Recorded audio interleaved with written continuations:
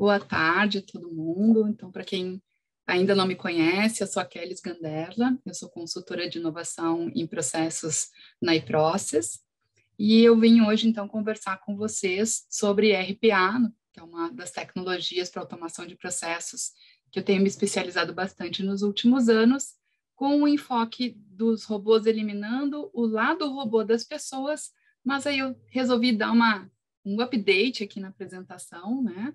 E já conectando um pouco com o que foi falado nas palestras anteriores aí do Rafael Bortolini, do Gart, do Marlon, né? Mas focando aqui na parte dos Citizen Developers.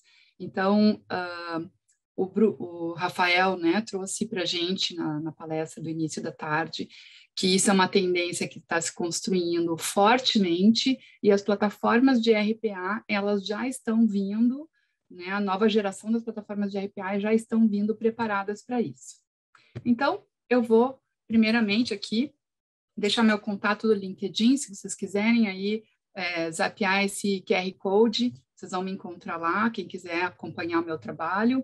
Eu sou consultora de inovação em processos na iProcess há 19 anos, né, há bastante tempo, trabalhando sempre na parte de tecnologia para BPM.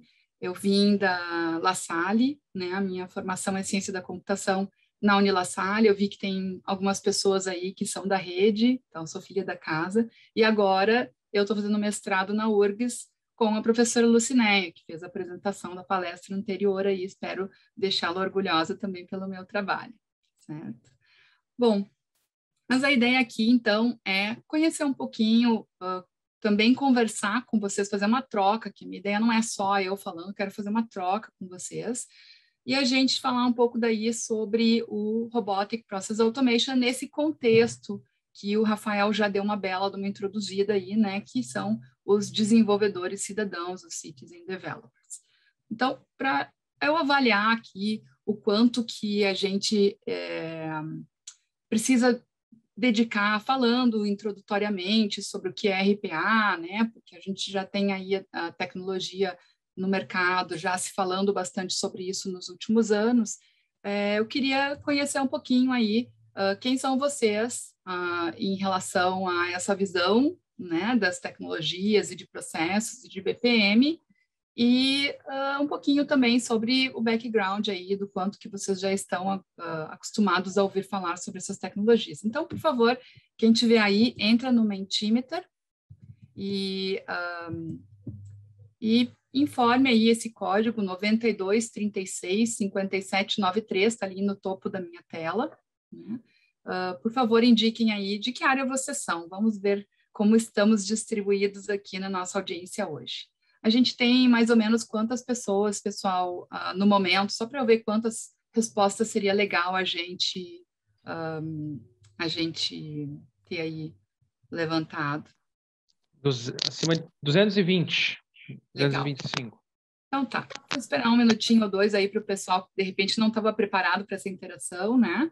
Grande maioria, por enquanto, está aí na área de governança, projetos, processos de BPM, algumas pessoas são mais inclinadas a negócio. Essas áreas, elas estão convergindo muito, mas a gente é meio que especialista em alguma coisa, né? Ou a gente é especialista no negócio da nossa empresa, ou é especialista na parte de processos. O IDEC, vamos compartilhar os recursos aí, né? O IDEC está falando no chat que a palestra dele é a próxima, né? Que eu dei uma roubada aí no uso do Mentimeter. Eu bem, não, é legal essas ferramentas. Então tá, ó, já dá para ver que a grande parte do público que a gente tem aí participando hoje são realmente mais focados ali na parte de BPM, e em segundo lugar a gente tem um grupo forte de tecnologia, algumas pessoas de negócio, de educação. Acho que já deu para ter uma boa ideia, né? Então, eu vou para a nossa... espera mais um pouquinho que o pessoal está colaborando aí, está vindo as respostas ainda. Para quem não tinha usado o Mentimeter ainda, é só entrar no navegador do celular, não precisa instalar nenhum aplicativo, tá, pessoal? Abre o browser ali, entra em mente.com, que nem está endereço ali em cima, e coloca esse código, 92365793. Pode ser no navegador do computador também, né?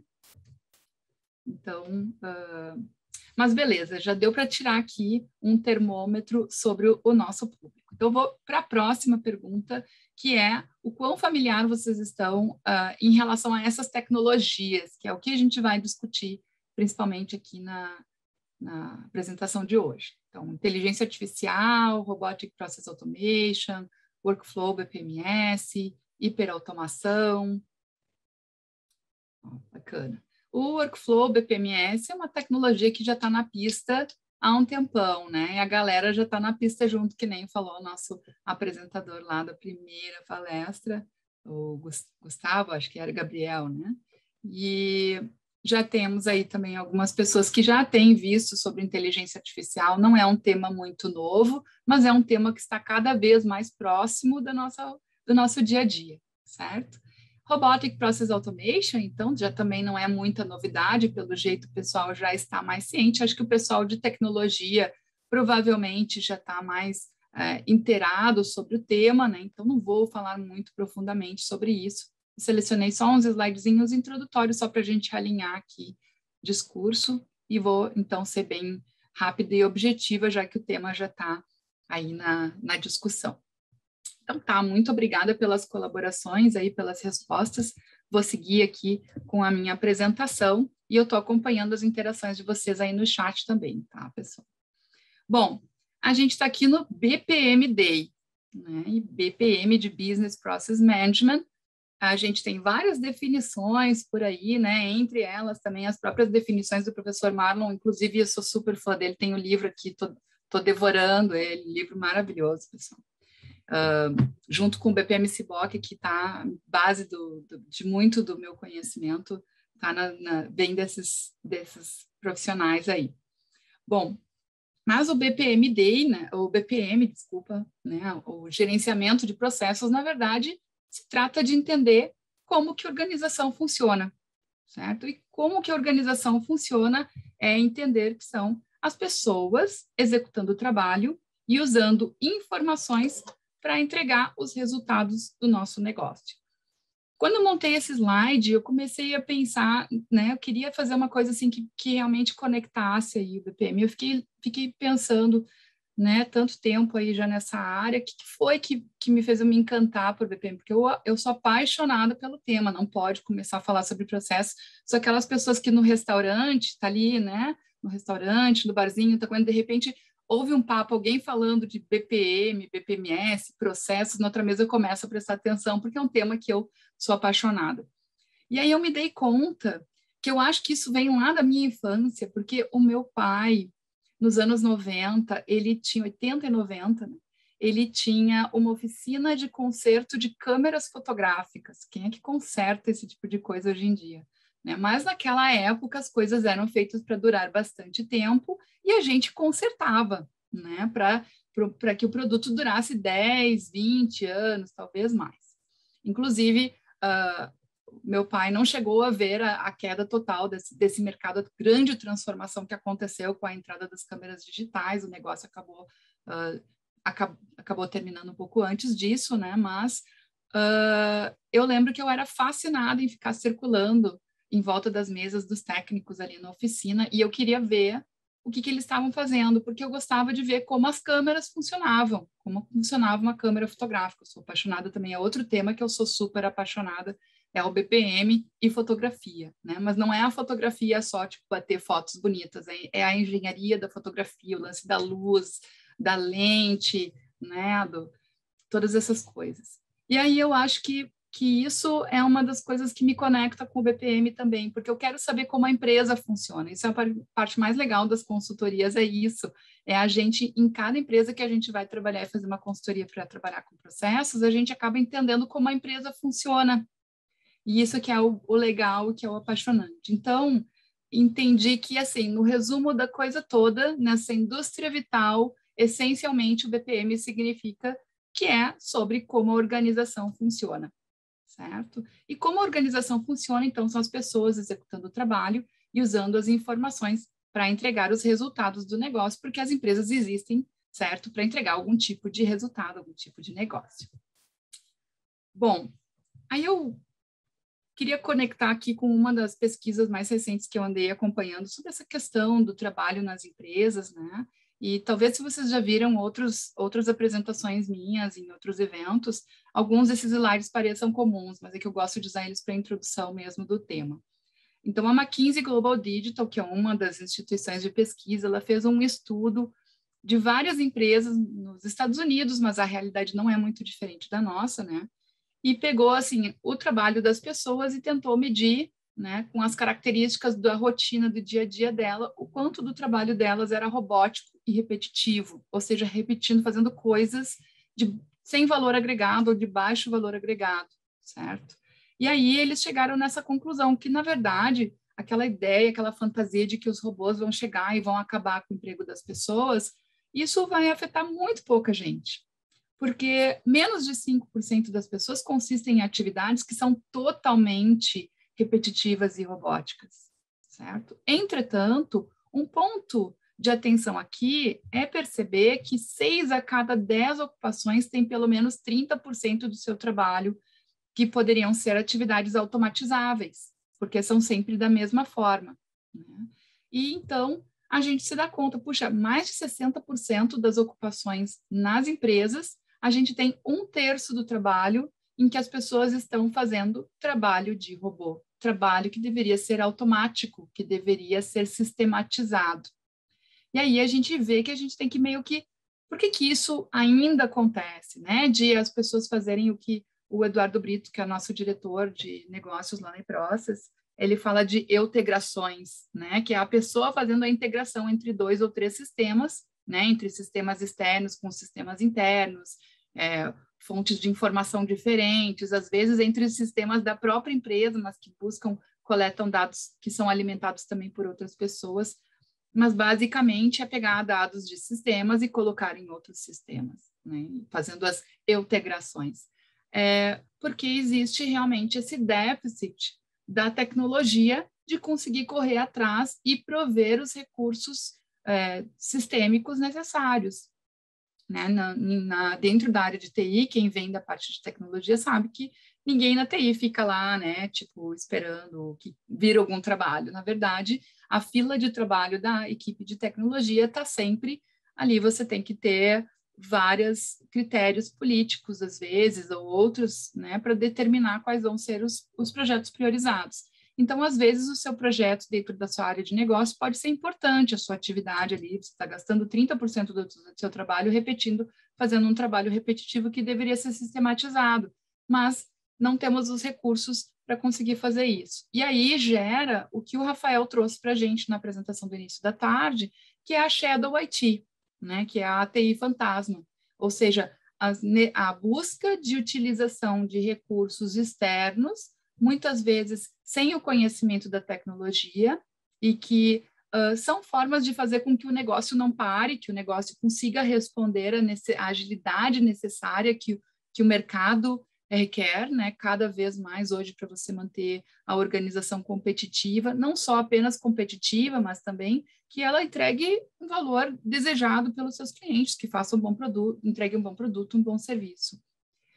Então, a área de negócios, às vezes, acaba indo para esse tipo de subterfúgio.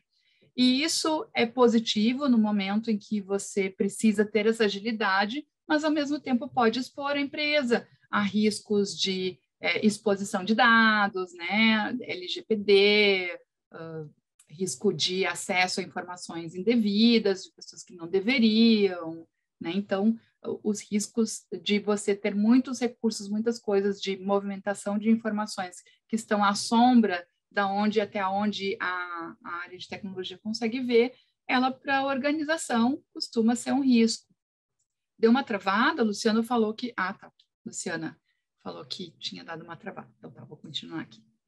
Bom, então, dentro desse cenário, né, a gente vê o RPA, o Robotic Process Automation, se tornando um novo recurso para possibilitar que a gente resolva esses problemas de sistemas que a gente não tem recursos para rapidamente fazer integrações, projetos de integrações robustos, ou porque às vezes nem existe viabilidade técnica para isso. E o que é o RPA? São robôs de software. Então, às vezes a gente chega, vamos falar sobre robôs, né? As pessoas esperando que vai ter o Bender do Futurama, ou vai ter um R2-D2, né? Um C-3PO, sei lá, qualquer desses robôs meio que androides, assim. Na verdade, tem muito menos graça do que isso, né? São um aplicativozinho que fica rodando ali no computador do usuário, ou num computador, não necessariamente de um usuário, mas num computador, que fica guardando tarefas. E essas tarefas, na verdade, são uma sequência de passos de um determinado trabalho, em que ele vai executar usando as mesmas interfaces que já existem para que os usuários humanos utilizem. Então, em vez de eu precisar fazer um projeto de tecnologia para desenvolver integrações de sistemas e de dados, né, eu posso utilizar os robôs de software para resolver esses meus problemas, utilizando as mesmas telas que as pessoas utilizariam. Né? Por que projetos de tecnologia às vezes são tão difíceis? Para você simplesmente substituir um trabalho que está sendo feito manualmente numa tela por uma integração, se parece uma coisa tão simples, né? Pega dados de uma base e bota em outra. Porque existem muitas regras de negócio que as telas dos sistemas garantem que elas sejam consistentes, que eu não coloque um dado inválido num determinado campo, né? Que diversas outras validações que são realizadas. Quando eu tento migrar esse tipo de solução para uma integração automática, eu preciso reproduzir e garantir que essas regras vão funcionar, mesmo que eu não tenha uma tela para interagir com isso. E no RPA, como ele vai usar a tela dos usuários, então essas necessidades, essas restrições estão garantidas, certo? Então, o RPA é isso, são robôs de software que estão aí para executar o trabalho que seria feito manualmente através das interfaces de usuários já existentes. Então, o grande lance do RPA é que, em vez de eu desenvolver código de programação, o que eu faço é treinar o software para fazer os mesmos passos que uma pessoa faria, né? Que uma pessoa faria para realizar aquela atividade. Então, abrir uma tela, pegar um formulário, pegar as informações do formulário no campo da tela, preencher as informações, né? E assim por diante. E depois que eu fiz o treinamento dessa automatização, a gente publica ela, né, coloca para que um robô execute aquele script e, em geral, eles conseguem executar muito mais rápido do que nós pessoas, né? Nós pessoas temos que copiar dados de 10 colunas de uma planilha Excel para um formulário com 10 campos numa página web, por exemplo. Eu pego um dado, copio e colo. Pego outro dado, copio e colo. Pego outro dado, copio e colo. O robô consegue fazer isso com muito mais agilidade. Né? E ele não precisa tirar a mão do teclado para ir para o mouse, do mouse para o teclado, né? Todas essas questões. Então, isso dá muito mais agilidade para o robô, ele consegue fazer de 3 a 5 vezes mais rápido, em média, o trabalho. Em alguns casos, consegue ser até 20% mais rápido. A gente viu casos impressionantes, né? Então, só para mostrar aqui um exemplinho, né, de um robô que verifica notas fiscais, para não ficar só no blá, blá, blá do RPA, né, sem contexto. Aqui tem um videozinho de um robozinho que a gente implementou, era uma provinha de conceito, né, um teste, no qual o robô monitora uma pasta de entrada, encontrou uma nota fiscal, aí ele extraiu a chave de acesso dessa nota fiscal, está entrando no site da nota fiscal eletrônica, né, vai extrair os dados da nota, depois vai pegar essas informações que ele está coletando das diversas sessões aqui. Para a gente ter o acompanhamento desse robô, a gente colocou ele para abrir essas pop-ups mostrando esses dados, né, dos dados que ele pegou do documento que está na página web, e extraindo ainda valores dos impostos. E logo, ele rapidamente vai alimentar uma planilha de dados. Não é uma planilha muito bonita, porque, de novo, né, não era só uma demo, mas ele vai alimentar uma planilha de dados. Nessa planilha, ele vai fazer comparação de informações com a nota fiscal que ele recebeu, que ele pegou lá da pasta de entrada, e vai fazer a conferência para ver se todos os dados estão corretos. Então, ali ele jogou, conferiu, impostos da nota estão conferidos, e aí o robô, então, vai entrar aqui nesse sistema e vai dar a entrada desses dados no processo de aprovação da nota fiscal. Então, ele vai cadastrar esse pedido, essa nota fiscal, né? Vai fornecer os dados da nota fiscal no processo do pedido que estava aguardando a entrada dela. Então, basicamente, está digitando aí as informações. Hoje tem muita gente dentro das empresas que precisa fazer esse trabalho manualmente, né? A gente já viu várias empresas nos trazendo esse tipo de caso.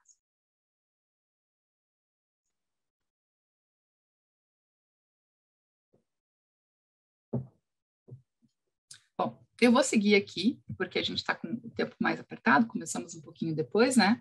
Então, nas plataformas de RPA, como é que funciona? Deixa eu só aumentar aqui minha janelinha do chat para acompanhar a conversa também, que eu gosto de estar por dentro. Depois a gente vai falar sobre Eu Não Sou um Robô. Então, de um lado, a gente tem os editores de script, onde a gente faz o treinamento do robô. Essas ferramentas, elas têm recursos diferenciados para interagir com as telas e com os arquivos, os documentos e as informações que a gente vai processar.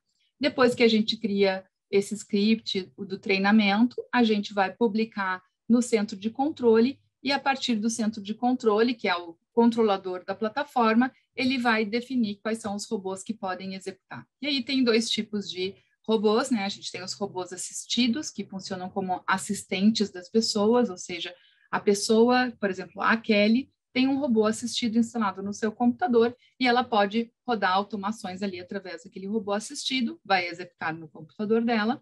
Ou tem os robôs não assistidos, que são os robôs autônomos, são robôs que estão lá só aguardando trabalho, e aí lá no centro de controle a gente vai agendar, a gente vai definir quais são os gatilhos dos momentos em que algum robô tem que executar aquela tarefa. E os robôs assistidos, né, os robôs autônomos, eles têm sido um dos principais recursos adotados para a parte de automação nas empresas, porque um recurso robótico, um robô, pode ser compartilhado com diversas áreas. Isso é difícil, por exemplo, se você contratar um estagiário para a área de RH, vai ser difícil você colocar o estagiário para trabalhar, né, para fazer parte de trabalho do financeiro de manhã, do RH de tarde, depois alguns dias da semana ele vai dar uma força numa outra área, é um pouco complicado isso. Mas os robôs, eles trabalham autônomos, né? Trabalham 24 horas, 7 dias na semana, e ele tem todo esse tempo para receber tarefas. E na agenda dele ele pode fazer alguns trabalhos da área de atendimento a clientes, em alguns horários, outros horários ele vai fazer trabalho do financeiro, outros horários ele vai fazer trabalho do RH e assim por diante. Então, isso é uma das coisas legais das plataformas, a gente separa quem pode, quem tem autorização, né, para treinar e para ajustar o treinamento do robô, se ele precisar de refinamento, da parte de execução. Então, a gente tem uma garantia de compliance que, uma vez que foi publicado no centro de controle, lá tem toda a parte de versionamento, o que está sendo executado é aquele script que é sempre o mesmo processo. Então, eu tenho uma garantia maior de que o processo vai ser executado como foi previsto. Bom, para que os robôs possam efetivamente fazer o trabalho das pessoas, eles precisariam conseguir sintetizar várias funcionalidades que a gente tem naturalmente, né? A parte das mãos, a parte do sistema nervoso central, que coordena a sequência da ordem das coisas que a gente faz, boca e ouvidos, que é a parte de comunicação com outras pessoas, olhos, o lado esquerdo e o lado direito do cérebro, né, que cuida da parte de decisões e tal, e já existem tecnologias para todas essas funcionalidades, certo? O Robotic Process Automation é talvez a mais simples dela e geralmente a porta de entrada para os robôs dentro das empresas, porque eles fazem o trabalho mais operacional. Então, eles não trabalham com grandes regras de decisão, o foco deles é você treina ele para fazer o passo A, B, C, D e E. Você pode até colocar alguns controles, tipo, de acordo com o valor, você faz uma sequência diferente. Se eu fizer uma checagem de uma determinada informação que não tiver coerente, avisa alguma pessoa e assim por diante. Mas eles são muito mais recursos operacionais.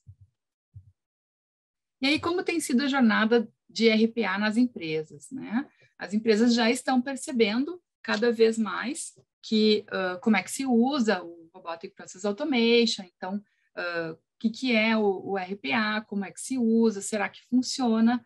O estágio seguinte da descoberta é fazer uma prova de conceito, então, tentar experimentar o robô para validar a tecnologia. A partir daí, fazer um processo piloto, que me ajude a verificar, né, implementar um processo que efetivamente vai ir para a produção, que vai funcionar e vai gerar os resultados para a empresa, e com isso a gente começa a ter lá o sucesso, resultados, né, da eficiência começam a ser percebidos.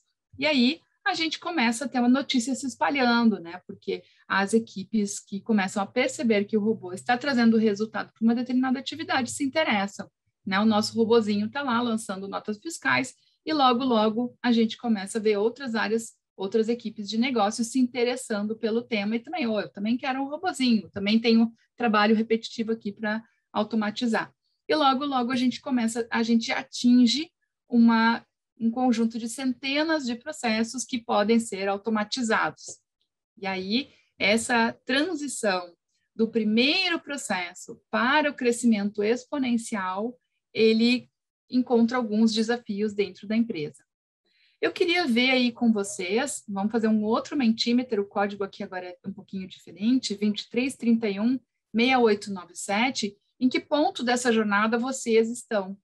Então, entrem aí no Menti e respondam para mim aí, quem está atuando, se já ainda está descobrindo essa questão de RPA, ou se já estão fazendo experiências, testando algumas soluções, comparando plataformas, se já estão pilotando projetos aí, né, experimentando, colocar projetos em produção e vendo como é que está sendo a experiência, se já tem alguns processos nos últimos... Opa, o voting is closed. Espera aí que deu algum problema aqui no meu Menti. Deixa eu atualizar aqui.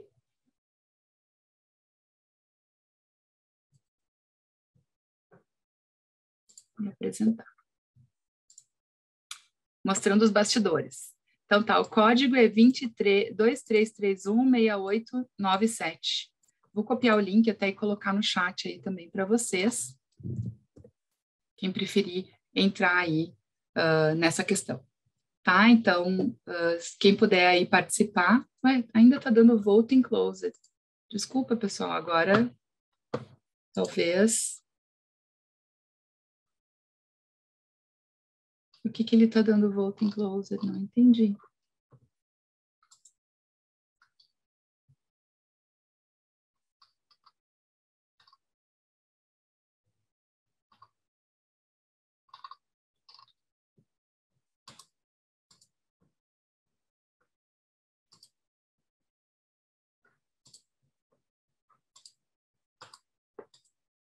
Ok, pessoal.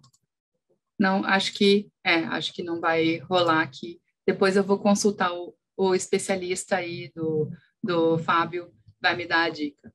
Mas para a gente continuar aqui, né, eu vou dar andamento, e aí vou ficar, infelizmente, sem essa resposta aí de vocês, se vocês quiserem colocar no chat, então, né, em que momento que vocês estão nessa jornada, eu vou acompanhando as respostas aqui, enquanto isso, vou falando um pouquinho daí sobre esses primeiros desafios, né?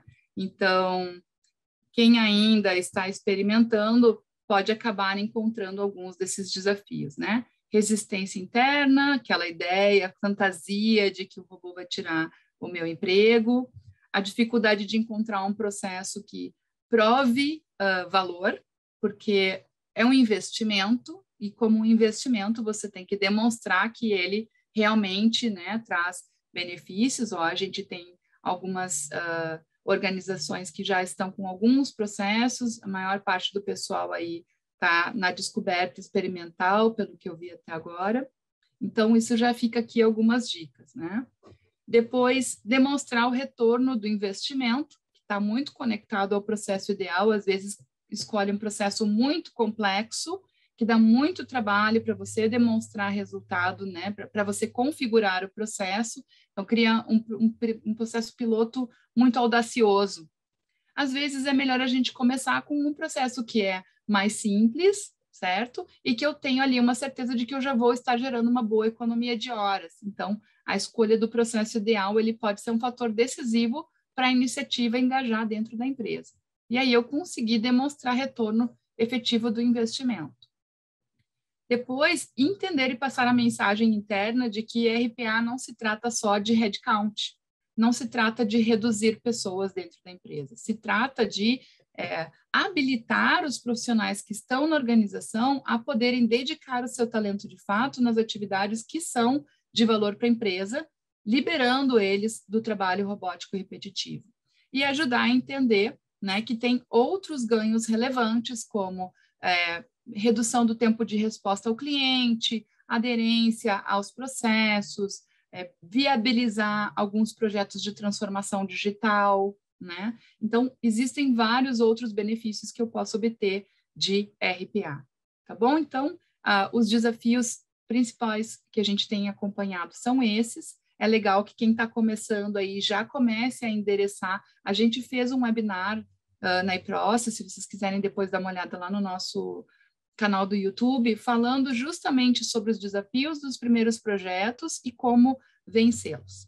Mas aqui eu queria destacar, né, que o que acontece quando a gente consegue resolver esses desafios e o pessoal do negócio começa a perceber que o RPA, na verdade, veio para fazer o trabalho chato, que eles não aguentam mais fazer, que eles perdem muito tempo fazendo, e aí eles vão poder se dedicar a outras atividades mais relevantes dentro da empresa, começa a ficar difícil de segurar a iniciativa, sabe? Abre a porteira, a boiada vem, né? Todo mundo começa a demonstrar um interesse forte em automatizar os seus processos com os seus processos operacionais, né? É importante lembrar que o RPA não é um substituto de BPMS, logo vou fazer a ligação entre essas coisas.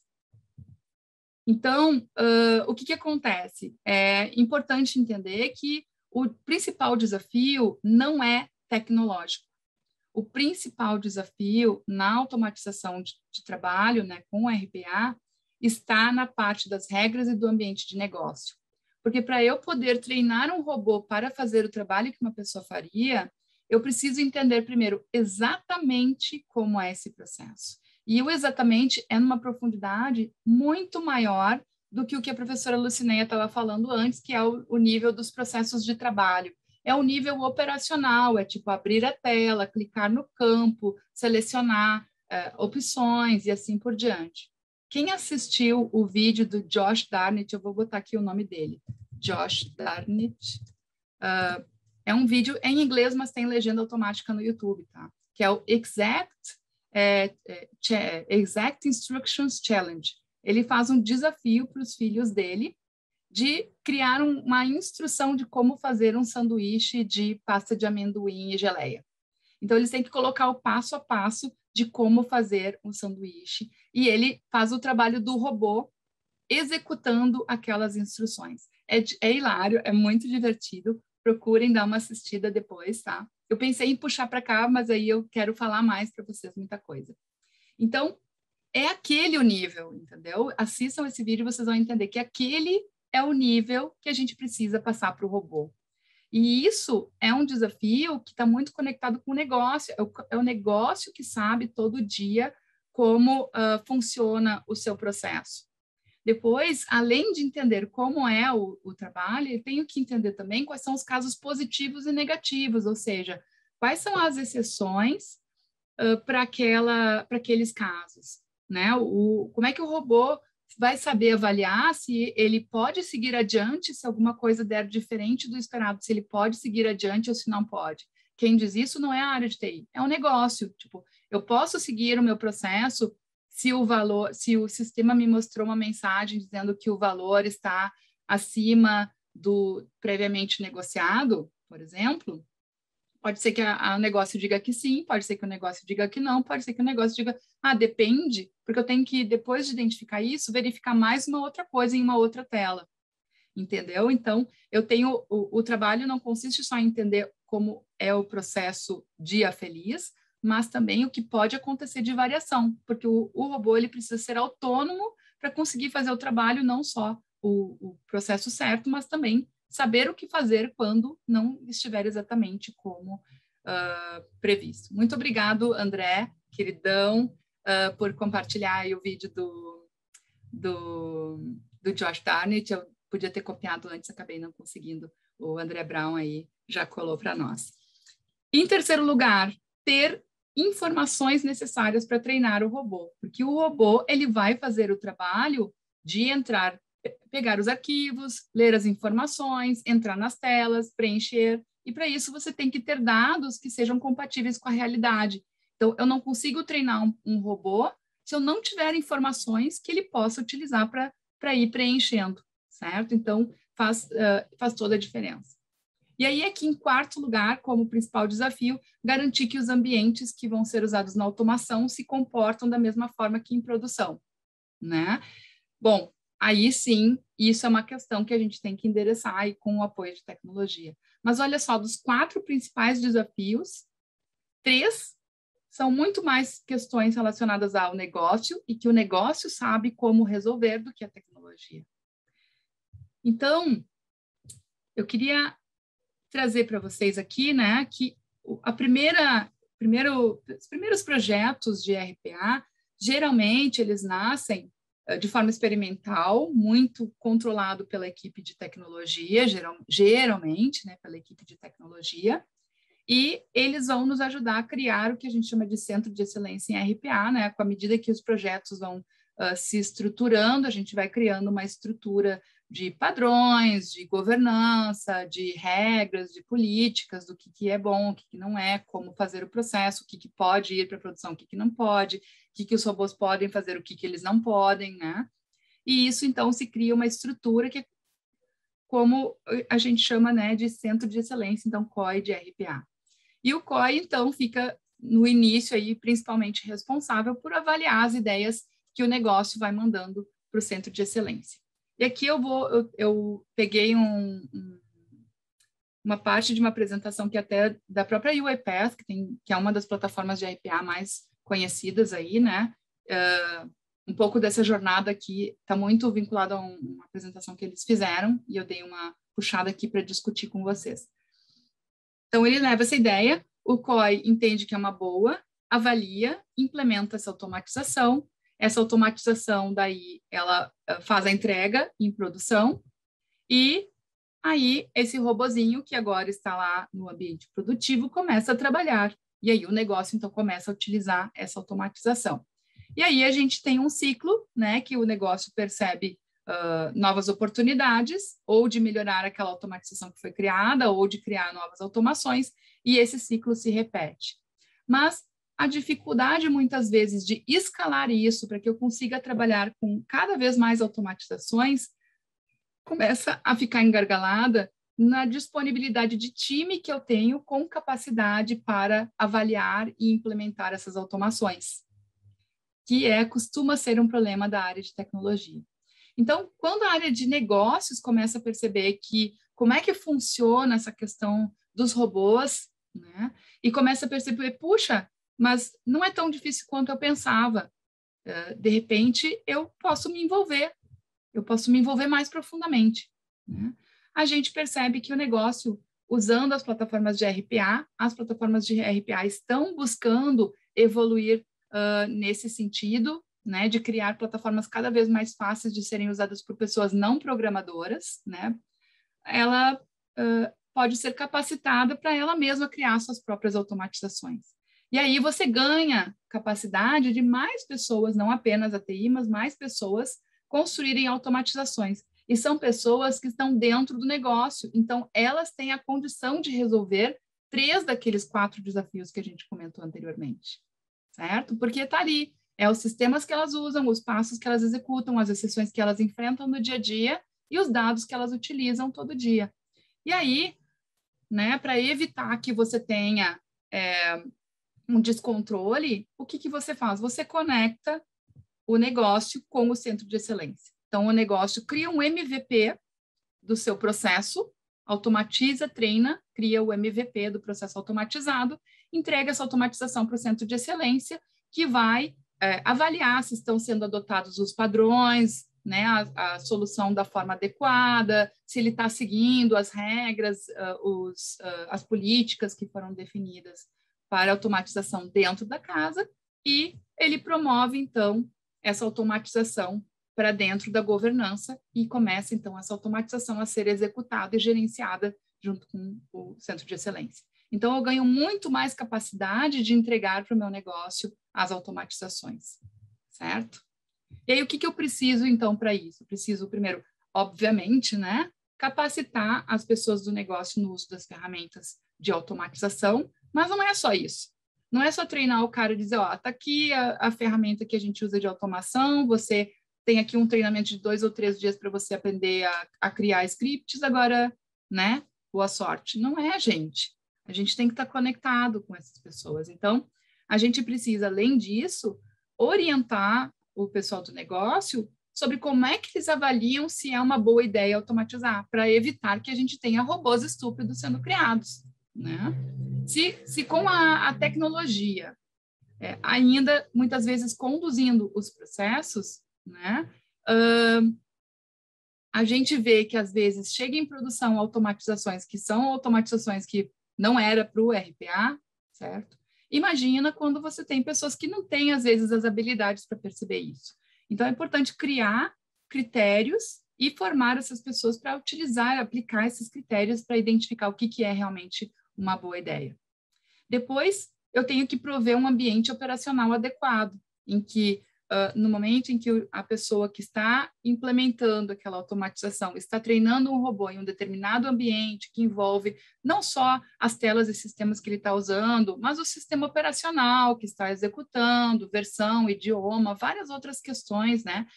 O ambiente, ele não vai construir uma automação que vai interagir diretamente nas telas do meu ambiente produtivo. Não quero que ele treine o robô, né? Brinque de treinar o robô no meu ERP lá de produção, que pode dar um problema muito grande. Então, eu tenho que ter um ambiente operacional ali, uma versão do meu ERP que seja muito semelhante ao produtivo, porém que possa ser utilizado para a área de negócio, utilizar nesse treinamento, e que depois eu não tenha que refazer a automatização só porque o sistema que eu usei para criar o treinamento do robô é diferente do que ele efetivamente vai executar. Criar mecanismos de formalizar o conhecimento. Na automatização com RPA, existe um risco muito grande de perda de conhecimento com o tempo. Eu não estou falando que, tipo assim, a gente colocou a automatização em produção nesse mês e no mês que vem as pessoas já não sabem mais.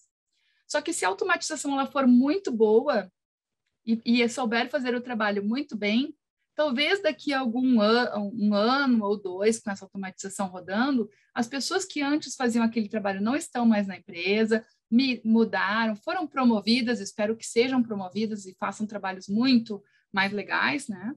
Elas talvez não estejam mais disponíveis para explicar. E aí, se tiver uma parada nessa automação, o que a gente faz? Certo? Então, eu tenho que, de alguma forma, ter isso formalizado, esse conhecimento sobre a automatização, para que eu não tenha essa perda. Definir padrões e diretrizes corporativas, ok? Você pode implementar o seu robô aí dentro da sua rotina de negócio, mas se a gente for promover esse robô para ser uma automação corporativa, vai ter que seguir os padrões e as diretrizes para que ele seja sustentável, porque a gente sabe que código desenvolvido pelo desenvolvedor, se o desenvolvedor sai, né, quem é que dá sustentação se ele não estiver bem estruturado, documentado, seguindo padrões? É caótico. Uma parte do treinamento do robô, dos scripts de robô, embora não seja código, ainda assim é possível criar coisas que, se não estiverem no padrão, fica mais difícil de entender, afinal, o que ele deveria estar fazendo, que talvez ele não esteja mais fazendo na hora de precisar sustentar. E definir responsabilidades claras sobre quem é que cuida da automação depois que ela foi colocada em produção, certo? Então, ter uma estrutura de quem são os papéis que são responsáveis por acompanhar se o robô está trabalhando bem, porque ele vai precisar de chefes monitorando se ele está fazendo o trabalho corretamente, que acione planos de contingência caso ele falhe, ele chegue a falhar, né? Que faça a parte de sustentação e de correção, e assim por diante. Então, isso é necessário. E aí, uma outra questão muito importante é que o RPA sozinho, como uma iniciativa isolada, você pode talvez até conseguir viabilizar, né, que os citizen developers criem essas soluções, mas elas podem estar muito desconectadas em alguns casos do negócio, até de avaliar. Então, o ideal é você conectar a sua iniciativa de RPA junto com soluções de automação de processos orientado pela visão de processos. Então, em vez de escolher aleatoriamente que atividade que vai automatizar, faz um estudo do processo, conecta as equipes de negócio diferentes envolvidas naquele processo de negócio e vamos juntos ver se, ao automatizar uma determinada atividade, eu não vou criar um problema mais adiante. Então, quando eu faço uma revisão do meu processo, identifico essas oportunidades de automatização e determina o que continua sendo atividade de gente, o que pode ser atividade de robô para daí fazer as automações, né? E ainda por cima, utilizando o BPMS para conectar o trabalho das pessoas e dos robôs, eu gero um valor muito maior para a minha empresa e uma governança maior. E os BPMS também estão começando a evoluir nesse sentido de serem cada vez mais citizen developers, ou seja, serem low code, ou às vezes até no code, certo? De possibilitar que eu automatize um processo de negócio, um processo de trabalho, também sem precisar utilizar código de programação. Então, o BPMS vai me ajudar a orquestrar atividades que são feitas por robôs, com integrações que ainda vão ser mais eficientes em diversos momentos, né? Com outros trabalhos de robôs e também o trabalho das pessoas. Tá? Então, é uma forma muito melhor de eu integrar e garantir que os envolvidos para entregar o resultado do negócio estão conectados. E aí, só para exercitar um pouquinho, eu vou avançar uns minutinhos aí, desculpa, tá, Fábio? Também acho que a agenda deu uma avançada aí. Mas, rapidamente aqui, vou pegar um exemplo de um processo passando pelas etapas que a professora Lucinéia acabou de nos apresentar aí, até baseado no próprio conceito do professor Dumas, né? Começando pela descoberta. Então, na descoberta, a gente descobre o processo que é executado pela empresa. Aqui é um processo de compras, onde o solicitante realiza um pedido de compras mandando um e-mail. Aí o comprador, ele faz algumas atividades, ele identifica os fornecedores habilitados, manda cotações para os fornecedores, espera vir as cotações, daí depois de um tempo ele cadastra essas cotações no sistema, avalia a cotação fornecedora, e aí dependendo do valor da cotação, passa por aprovação de um gerente, né, ou da diretoria. Então tem algumas regras aqui, um ou outro, certo? E depois da aprovação, segue com o comprador atualizando o orçamento da rubrica, seguido de fazendo o pedido para o fornecedor. Aí ele aguarda vir a mensagem do fornecedor com a nota fiscal, valida se a nota fiscal está batendo com o pedido e faz o cadastramento da nota fiscal no RP. E aí entra em ação o nosso analista financeiro, que vai fazer o agendamento do pagamento, vai comunicar que o fornecedor sobre o agendamento do pagamento e o comprador notifica, então, o nosso solicitante de que a compra foi recebida. E aí, isso aqui, sendo colocado num diagrama de BPMN, fica assim, certo? Bom, aí vamos para análise, então, porque a forma adequada é a gente entender onde estão os problemas, certo? E aí a gente coletou algumas informações, entendemos que esse processo tem aproximadamente 1.200 processos por mês, são muito mais processos executados, mas 1.200 são de ticket médio de até R$ 1.500, ou seja, compras relativamente pequenas comparando com as outras compras dessa empresa, que é uma multinacional. Entretanto, essas despesas no final do ano somam cerca de 21 milhões.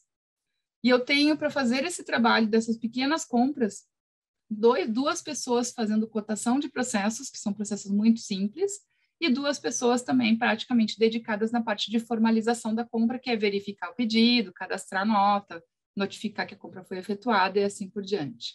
Tá? 80% desses processos, o ticket, né, o valor da compra, é tão baixo que nem vale a pena gastar tempo tentando renegociar com o fornecedor. Eu já tenho os fornecedores definidos, confio neles, o valor que vier, o melhor valor é o que eu vou comprar, certo? E o tempo médio desse processo, somando as diversas atividades, está gerando em torno de 30 dias para a execução do processo. Bom, da análise, então, vamos para o redesenho. Como podemos otimizar esse processo? E aí vocês vão ver que o meu diagrama de BPMN ganhou algumas raias novas, sendo aqui, né, uma raia do robô e a raia do BPMS, de BPM. Então, o que teve de mudança nesse redesenho? Os robôs agora ficam responsáveis por receber o pedido de compra desses pedidos pequenos e identificar, com base no cadastro lá de tipos de materiais, quais são os fornecedores habilitados. Aí o BPMS pega essas informações, ele tem lá um tipo de tarefa específico para mandar e-mails, ele vai enviar esses e-mails para os fornecedores, com os dados que foram recebidos, e depois de 2 dias o robô, então, vai monitorar no e-mail a chegada dessas informações e vai cadastrar essas cotações, certo? Depois disso, o BPMS aplica uma regra de negócio para verificar, comparando dados de prazo e valores, qual vai ser a cotação vencedora, aciona um web service, um serviço de integração com o sistema orçamentário para fazer a reserva desse valor, para evitar de ter, né? Aliás, na verdade, não, ainda não é reserva, mas para obter qual é o valor de orçamento atual disponível para aquela rubrica, para possibilitar que daí, na alçada de aprovação, os nossos avaliadores aqui, né, eles possam tomar decisão, não só com base na informação da compra, mas também com o orçamento que existe atualmente, que está disponível para aquele tipo de compra. Se eles aprovarem, o nosso processo vai seguir adiante, então vou para a reserva de orçamento de fato, novamente uma integração com o sistema orçamentário, depois é mandado automaticamente um e-mail de pedido ao fornecedor, o robô vai monitorar a chegada da nota fiscal, quando chegar, ele vai validar essa nota fiscal, que é a automação que a gente acabou de ver ali no vídeo anterior, e nessa validação, se tiver algum problema, aí ele vai mandar uma tarefa para um comprador para verificar qual que é o problema. Então, o robô não vai tomar decisão sozinho, mas ele vai pedir para uma pessoa verificar esse problema, certo? E daí, o robô, tendo o ok do pedido, vai cadastrar a nota fiscal. A seguir, o nosso amigo financeiro agenda o pagamento, o BPMS manda uma notificação para o fornecedor e o nosso processo termina. E aí eu vou mostrar para vocês, então, um vídeo desse processinho rodando. Talvez não mostre todo ele, mas só para vocês terem uma ideia aqui, tá? Nosso solicitante entra, é uma demo, tá, pessoal? Não é um processo produtivo, é uma demo, tá? Então, nosso solicitante aqui, que é o Vinícius de Moraes, vai abrir um pedido de compra no BPMS, vai preencher algumas informações, já veio com alguns dados, ele vai colocar ali a descrição.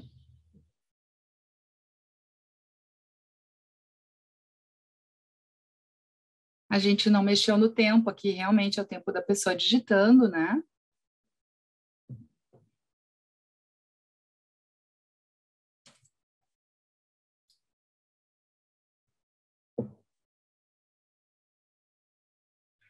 Então, ele vai lá, vai estar adicionando os itens da solicitação de compra dele.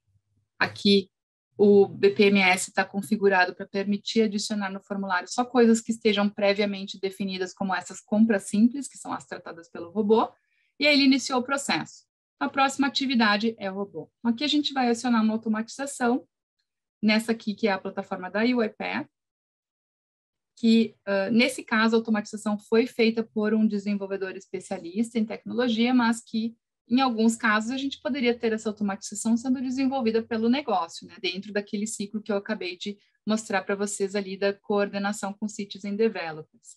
Então, aqui é o robô operando, não é mais uma pessoa, tá? Ele vai pegar os dados aqui do processo. Na verdade, aqui a gente até fez o robô marcar só para mostrar que ele está pegando esses dados, porque na prática ele nem precisaria abrir a planilha, tá? Ele consegue ler a planilha, inclusive, sem abrir ela. E agora ele está adicionando, essa é a velocidade normal do robô de preenchimento. Então, está adicionando ali os fornecedores que ele pegou da planilha. E vai finalizar o trabalho. Então, o BPMS vai mandar o e-mail, vou mostrar para vocês aí como é o e-mail padrão que foi mandado para os fornecedores. Então, que é assim, e os fornecedores, para que esse processo funcione, eles têm que responder neste modelo do e-mail. Então, eles têm que colocar no corpo do e-mail o valor e no prazo de entrega em dias ali, eles têm que colocar o número de dias do prazo de entrega. Tá? Então, porque o robô vai buscar exatamente nesses pontos a informação. Então, é assim que a gente treinou ele. Então, agora a gente vai ver o robô novamente recebendo a cotação. Então, ele vai ver os e-mails, a gente vai printar os e-mails aqui também, porque, novamente, o RPA, ele consegue consultar, ele tem um serviço integrado, geralmente, né, com a caixa de e-mails, então não preciso entrar no Outlook ou na ferramenta de e-mails que eu utilizo para ler a mensagem, ele consegue buscar. Aqui a gente vai mostrar, nesse vídeo, a gente colou aqui como seriam os e-mails respondidos que o robô, então, vai coletar os dados.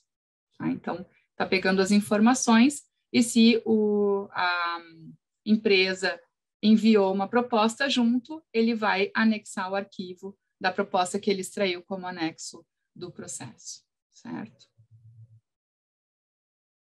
E aí o processo vai adiante, ele vai cadastrar cada uma dessas cotações aqui para cada um dos e-mails recebidos. Eu vou dar uma avançada, terminou, BPMS verifica qual é a cotação vencedora aplicando uma regra, depois ele aciona um web service ali do sistema orçamentário para buscar o orçamento. Novamente, ele passa por uma outra regra que é de avaliação das alçadas, e de acordo com a alçada ele vai identificar se é o gerente ou o diretor que tem que executar. Então, nessa avaliação foi o gerente. E agora a gente vai ver, então, um usuário, novamente, uma pessoa se conectando. Ou seja, eu tenho robôs trabalhando junto com pessoas.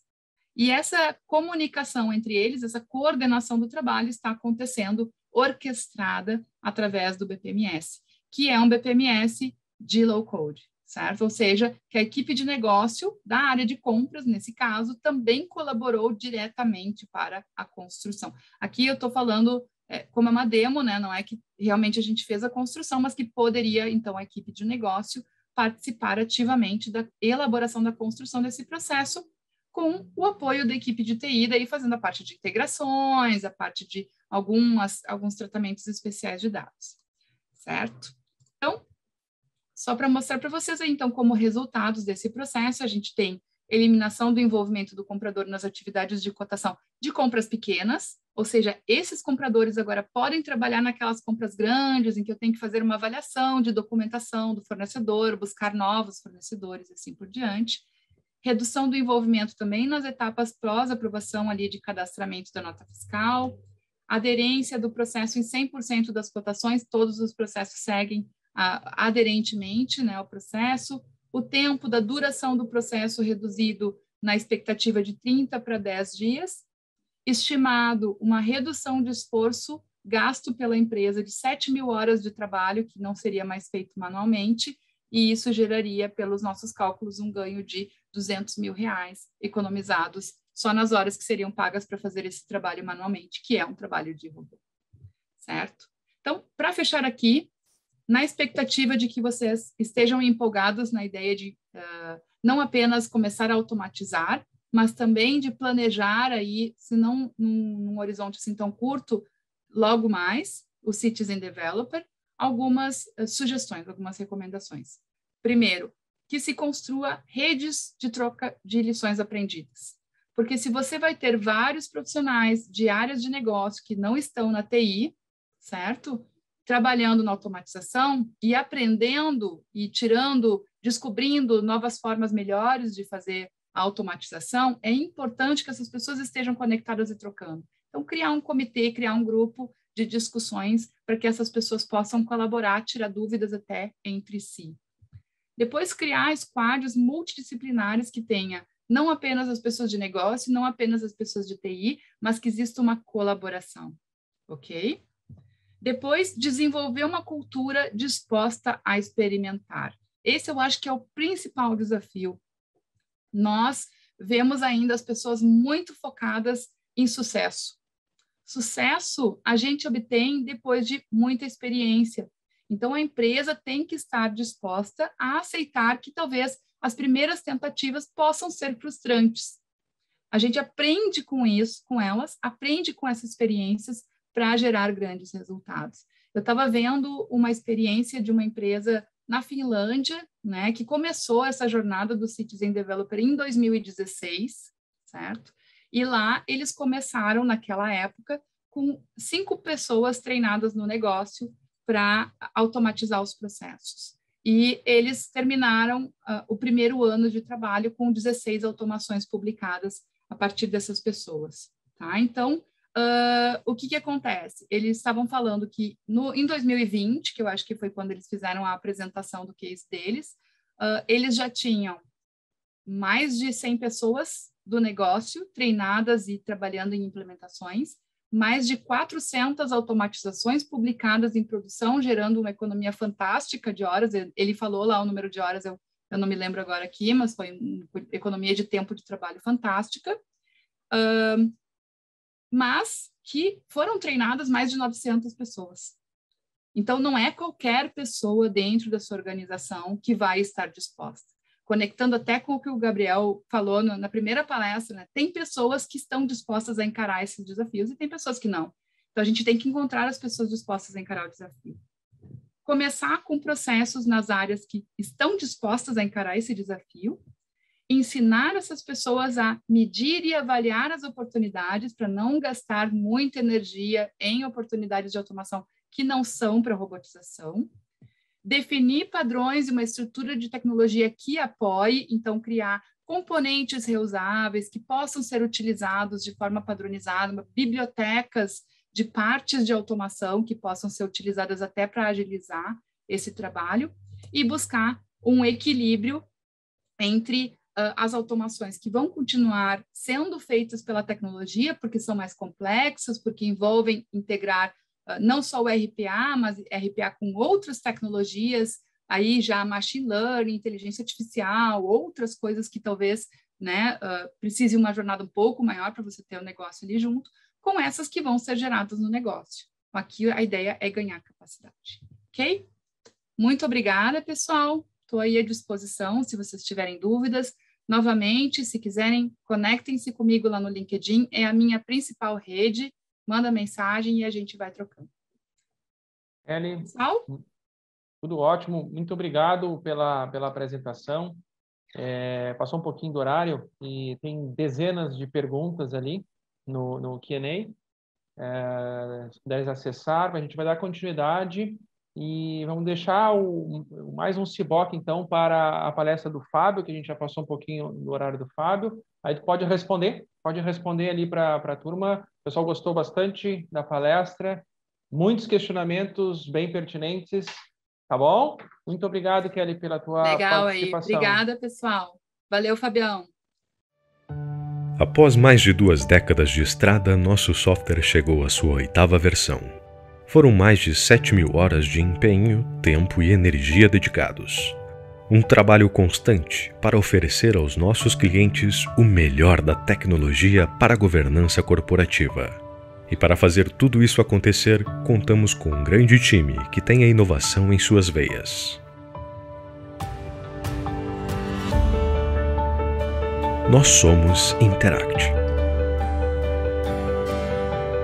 Somos muitos. Somos diversos.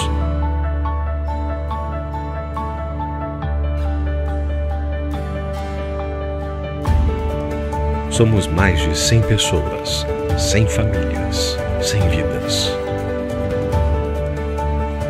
Mulheres e homens de diferentes origens que se dedicam todos os dias a fazer da nossa empresa uma referência em soluções para a governança corporativa.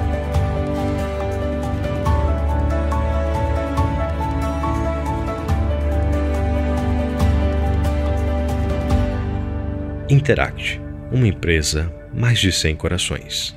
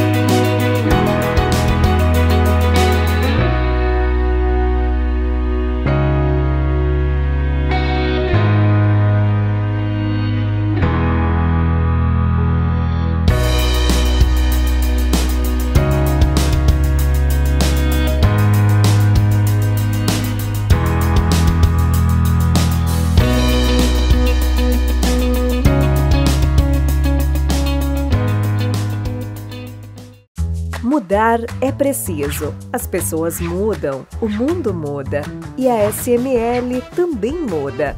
Nossa jornada iniciou em 1995.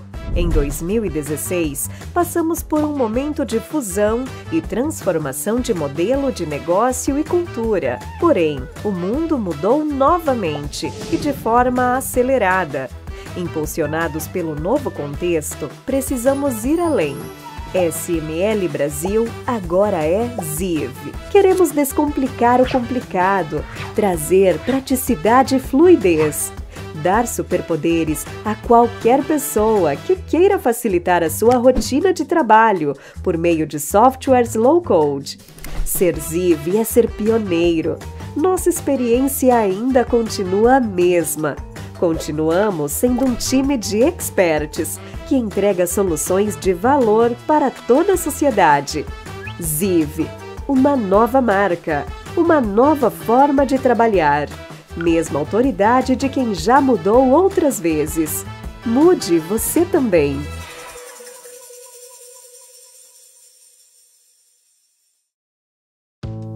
Se o dia a dia da sua empresa envolve muitas solicitações e troca de informações, a sua rotina deve ser muito cansativa. Ziv veio para acabar com a sua dor de cabeça. Uma plataforma moderna onde você encontrará tudo o que precisa em um único lugar. Temos mais de 400 fluxos de trabalho prontos, divididos pelos diversos departamentos da sua empresa. E tem mais! Você ainda pode adicionar à plataforma suas políticas, procedimentos, instruções, manuais e todo tipo de tutoriais. Centralizando a operação da sua empresa, não só você, mas seus colaboradores poderão executar tarefas de forma mais organizada, simples e fácil, melhorando a comunicação e evitando erros e retrabalhos. Venha conhecer mais sobre a nossa plataforma e descubra um jeito novo de ser mais produtivo. Solicite uma demonstração.